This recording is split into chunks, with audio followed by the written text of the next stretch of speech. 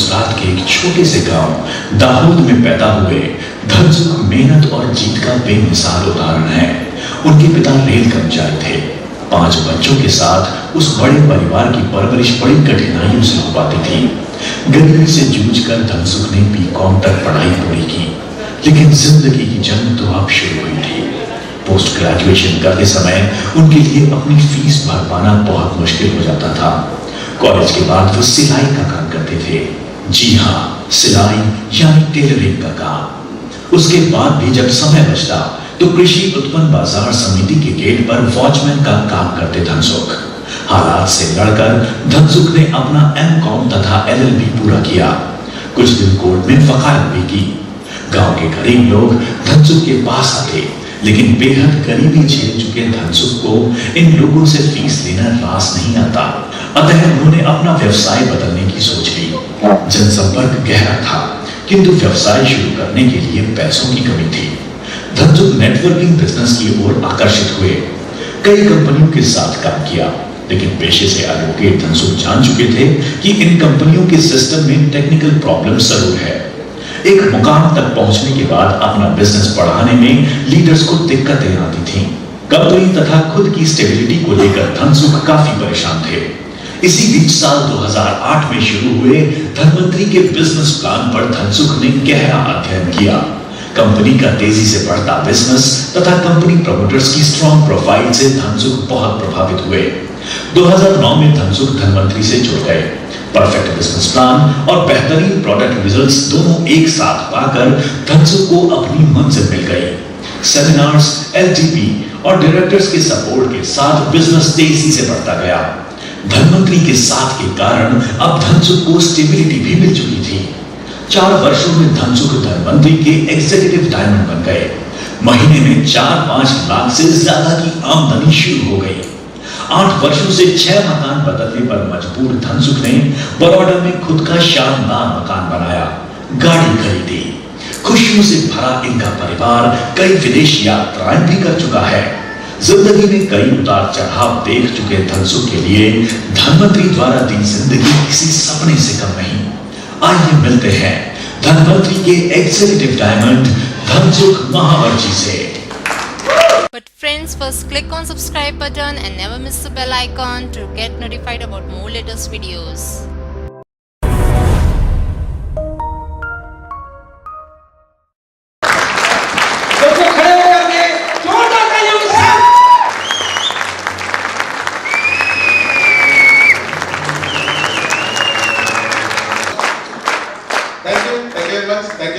Thank you.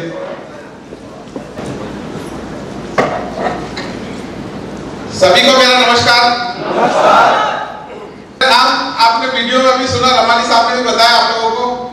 क्या नाम बताया? क्या नाम बताया? धनसुख महावर। हेलो, मैं थोड़ा सा संधि विच्छेद करके बताता हूँ। धन सुख, क्या नाम है? धन सुख। धन मतलब समझते हो और सुख मतलब भी समझते हो। समझते हो ना? तो जब तक मैं दूसरे व्यवसाय में, दूसरे कामों में था, तब तक, जब तक मैं धनवंतरी से नहीं जुड़ा था, तब तक ये सिर्फ नाम ही था।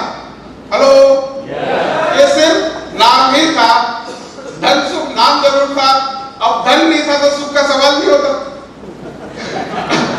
धन नहीं था तो सुख का सवाल नहीं होता। अब धन आया तो सुख ही सुख है। अब धन भी है और सुख भी है, दोनों चीजें। ठीक है दोस्तों, ये एक ऐसा प्लेटफॉर्म है, ये एक ऐसा माध्यम है जिस प्लेटफॉर्म की वजह से आज मैं यहाँ इस मुकाम तक पहुंच पाया हूँ और आप लोगों के साथ यहाँ पे बात कर पा रहा हूँ। आप लोगों ने इतना सम्मान दिया, प्यार दिया। ये सिर्फ इस तरह के बिजनेस और इस प्रोफेशन में ही हो सकता है, यही संभव है। बाकी और किसी चीजों का पे ये सारी सब चीजें संभव नहीं है। मैंने ऐसे लोग भी देखे हैं, ऐसे लोग भी देखे हैं जिन लोगों के पास करोड़ों रुपए की संपत्ति है। हेलो, करोड़ों रुपए की संपत्ति है,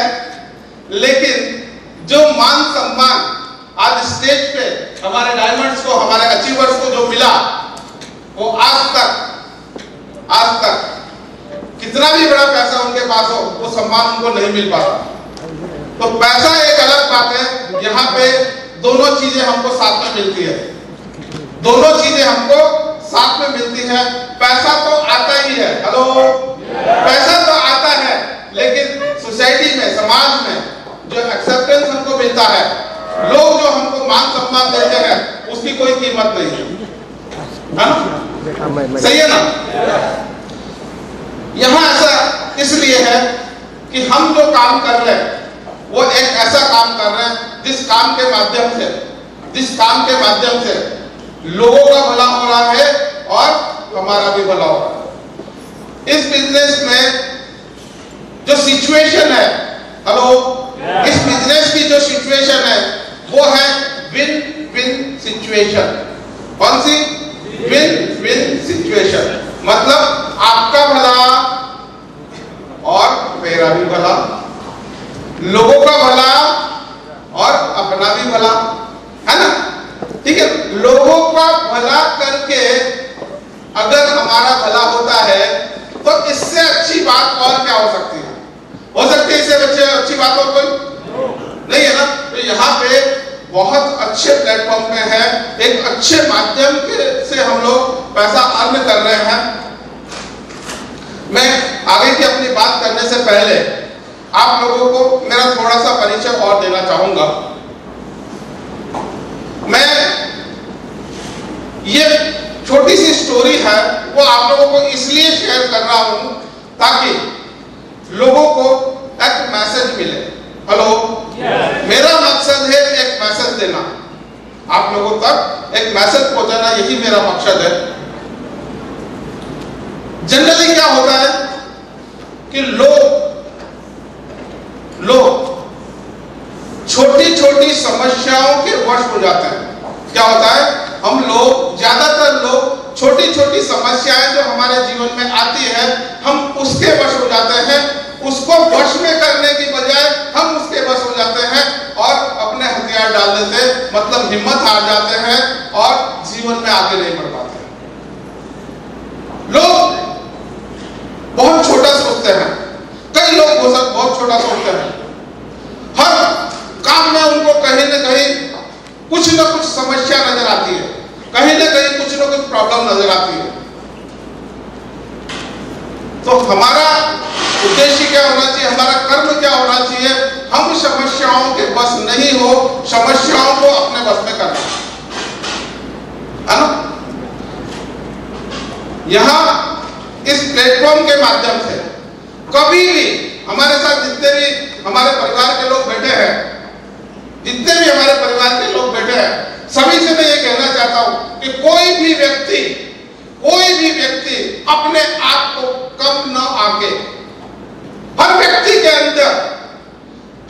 के अंदर एक शक्ति छुपी हुई है, हर व्यक्ति के अंदर पोटेंशियल है, हर व्यक्ति सक्सेस हो सकता है, हर व्यक्ति सफलता पा सकता है। यहाँ बिल्कुल ये नहीं सोचना है कि मैं छोटे परिवार में हूं, मैंने छोटे परिवार में जन्म लिया, मुझे बोलना नहीं आता, मैं छोटे से गांव में रहता हूं, मेरी ये समस्या है, मेरी वो समस्या है। ऐसा बिल्कुल भी कभी हमको नहीं सोचना है। ऐसा कभी भी हमारे दिमाग में ये बातें नहीं आनी चाहिए। हमारे दिमाग में हर बार यही आना चाहिए, हर बार ये चलना चाहिए कि मैं सफल होने के लिए पैदा हुआ, मैं जिंदगी जीने के लिए पैदा हुआ हूं, मैं जिंदगी काट के नहीं जाना चाहता, मैं जिंदगी को जी के जाना चाहता हूं, कुछ पा के जाना चाहता हूं, कुछ करके जाना चाहता हूं, अपना नाम रोशन करके जाता हूं। ये सोच हमारी होनी चाहिए। दोस्तों, मैं अपना छोटा सा बैकग्राउंड आप लोगों के साथ शेयर करना चाहूंगा। मैं एक ऐसे परिवार से बिलोंग करता हूं कि जहां आज भी मेरे दादा परदादा एक छोटे गांव में मजदूरी करते हैं, खेती का काम करते हैं। मेरे पिताजी गुजरात आ गए थे, हम भी बहुत छोटे से परिवार में हमारा पालन पोषण हुआ। और मजे की बात यह है, देखो, यह सारा हमारी सोच पे डिपेंड करता है। कि मेरे पूरे खानदान में, मतलब मेरे पिताजी, पिताजी के पिताजी और उनके पिताजी, और ऐसे ही मदर मतलब मेरी माता जी के पिताजी, उनके पिताजी, उनके पिताजी, उनके पिताजी, उनके पूरे खानदान में जब तक मैंने 10वीं पास नहीं की थी तब तक किसी ने 10वीं पास ही नहीं की थी। तब तक 10th किसी ने भी पास नहीं किया था। मैक्सिमम पूरे खानदान का क्वालिफिकेशन था 7वीं पास।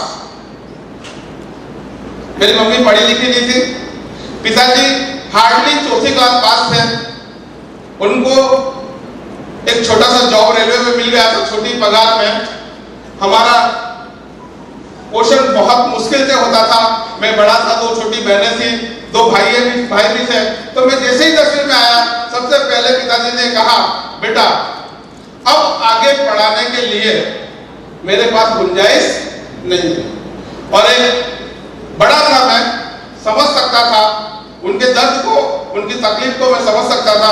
मैंने बोला, पिताजी आप जो बोल रहे सही बात है, आप नहीं कर पा रहे, लेकिन अगर मैं साथ में कुछ काम करके हम लोग साथ में एक ऐसा पैसा, छोटा पैसा भी कमा लूं, थोड़ा पैसा भी कमा लूं और मेरी पढ़ाई भी मैं चालू रख सकूं तो कैसा रहेगा। उन्होंने बोला, बेटा तेरी इच्छा है, जैसा करना चाहे वैसा कर सकता है। तो जैसे मैं 10th में आया, 10th में आने के बाद बड़ी मुश्किल से 10वीं पास की। आगे पढ़ाई के कोई चांस नहीं थे। मैं टेलरिंग का काम किया करता था। टेलरिंग में मतलब जो रेडीमेड कपड़े बनाने का काम होता है, रेडीमेड कपड़े बनाने का काम होता था। कटिंग करके हमें माल दिया जाता था, हम घर पे कपड़ों को सीके और उनको दे के आते थे। और मुझे अभी भी याद है, मैंने लेडीज का जो पेटीकोट होता है वो खाली 70 पैसे में सिया। कितने पैसे में? 70 पैसा, 1 रुपया भी नहीं मिलता था, खाली 70 पैसे मिलते थे। मैं 1982 की बात कर रहा हूँ। 1982 में मैं 12th में था। 82 में ये काम करके मेरा 12th क्लियर हुआ। और फिर हमने एक साइकिल रिपेयरिंग की दुकान खोली ब्रदर के लिए, क्योंकि वो पढ़ना नहीं चाहता था, उसने 7वीं में छोड़ दिया था। ग्रेजुएशन करने के लिए सिलाई के साथ साथ मैं जिस कॉलेज में पढ़ता था, मेरे कलीग लोग जिस कॉलेज से जाते थे, उसी कॉलेज रोड पे मैं लोगों की साइकिल धोया करता था, पंचर बनाया करता था, मेरी स्कूल के क्लासमेट के सामने। क्यों? क्योंकि मेरा उद्देश्य क्लियर था, मेरा पर्पस क्लियर था। मैं जिंदगी को काटना नहीं चाहता था, क्योंकि मैंने अपने पेरेंट्स की और मेरे दादा की जिंदगी को कटते हुए देखा था। हमारे परिवार की तकलीफों को मैंने देखा था, इसलिए मैं ऐसी जिंदगी नहीं चाहता था। मैं चाहता था कि मैं जीवन में कुछ करूं। सब कुछ किया। जैसे जैसे ग्रेजुएशन हुआ, ग्रेजुएशन होने के बाद मुझे बहुत तकलीफ पड़ने लगी। आगे पढ़ने का कोई चांस नहीं था, लेकिन दिली इच्छा थी कि मुझे कैसे भी अपना एमकॉम करना है। किसी भी तरीके से मुझे पोस्ट ग्रेजुएशन का टाइटल चाहिए। हमारे प्रोफेसर को सर को हमने बात की और उन्होंने मुझे अनाज मंडी के एक मैनेजर के पास भेजा और उनसे कहा कि इनसे जाके मिल लो। मैं जब उनसे मिलने के लिए गया तो उन्होंने मेरे से पूछा कि आपने पढ़ाई कहाँ तक की है। तो मैंने बोला, सर मैं ग्रेजुएट हूँ, पोस्ट ग्रेजुएशन मुझे करना है, साथ में मुझे कुछ पार्ट टाइम जॉब चाहिए। अगर छोटा सा काम मुझे मिल जाए तो मैं अपनी पढ़ाई को चालू रख सकता हूँ। तो उनका जो पहला जवाब आया वो ये था कि धनसुख जी, आपके लायक मेरे वहां कोई भी काम नहीं है। जब उन्होंने ऐसा बोला तो मुझे आश्चर्य हुआ। मैंने सर इससे भी ज्यादा क्वालिफिकेशन चाहिए? तो उन्होंने बोला, नहीं आपका क्वालिफिकेशन ज्यादा है। तो मैंने ऐसी क्या पोस्ट है? तो बोले नहीं वो आप कर नहीं पाओगे। तो मैंने सर उसमें पैसा कितना मिलेगा और टाइम क्या होगा? तो उन्होंने बोला सुबह 8 से 12 का टाइम होगा और 4 घंटे 8 से 12 सुबह काम करने पे 20 रुपए मिलेंगे। और उस वक्त मेरा कॉलेज लगता था दोपहर को 3 बजे कॉलेज लगता था। सुबह 8 से 12 का जैसे ही मैंने टाइम सुना मैं तो खुश हो गया। मैंने सर कोई सा भी काम हो प्लीज मुझे ये काम दे दीजिए।